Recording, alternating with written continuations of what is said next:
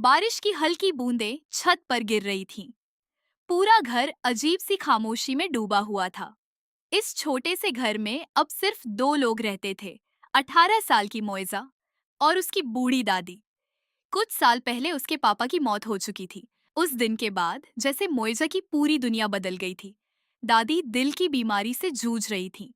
ज्यादातर वक्त वो बिस्तर पर ही रहती और मोइजा सुबह से रात तक घर संभालती रहती। खाना बनाना, दवाई देना, घर साफ करना और फिर रात को चुपचाप तकिए में मुंह छुपाकर रो लेना।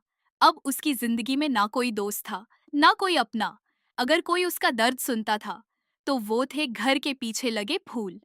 घर के पीछे एक पुराना, रहस्यमयी बगीचा था। वहाँ लाल, नीले, सफेद और बैंगनी रंगों के खूबसूरत फूल खिला करते थे। हर शाम मोइजा उन्हीं फूलों के पास बैठ जाती, धीरे धीरे उन्हें पानी देती और फिर अपने दिल का दर्द सुनाने लगती। आज दादी की तबीयत फिर खराब हो गई। मुझे समझ नहीं आता मैं क्या करूं। पापा, आप हमें अकेला छोड़कर क्यों चले गए?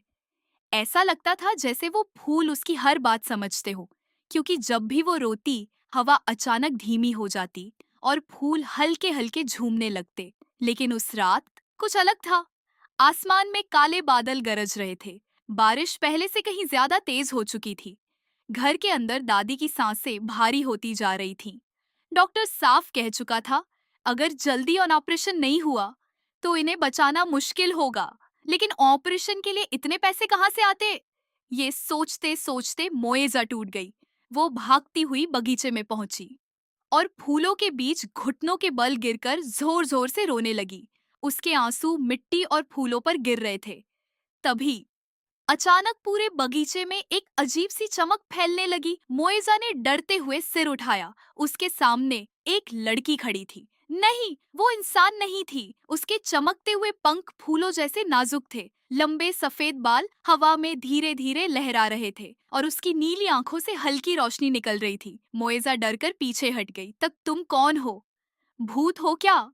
वो लड़की हल्का सा मुस्कुराई। मैं नूर हूँ और मैं तुम्हारी हर रोई हुई रात सुनती आ रही हूँ। इतना सुनते ही बगीचे के सारे फूल एक साथ हवा में झूमने लगे। लेकिन तभी बगीचे के सबसे अंधेरे कोने में एक काली परछाई धीरे से हिली। दो लाल आंखें कुछ पल के लिए चमकी और फिर वो परछाई अचानक गायब हो गई। मोएजा ने डरकर पीछे देखा, लेकिन वहां अब कोई नहीं था। उसे बिल्कुल अंदाजा नहीं था कि उस रात उसकी जिंदगी हमेशा के लिए बदलने वाली थी। To be continued.